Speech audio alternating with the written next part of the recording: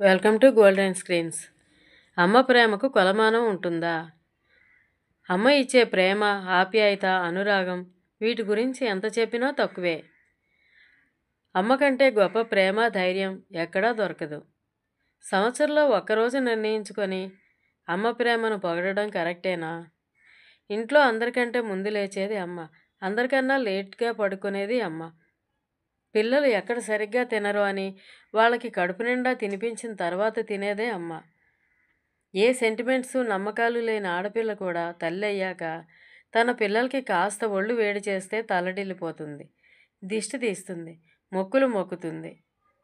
వాళ్ళ ఆరోగ్యం కోసం ఎన్నో చేస్తుంది. అమ్మ నోటికి శాపాలు రావు. అటువంటి అమ్మని ఆమె చివరి క్షణం వరకు అపురూపంగా చూడండి. ఆమె కంటే కన్నీరు రానివ్వకండి.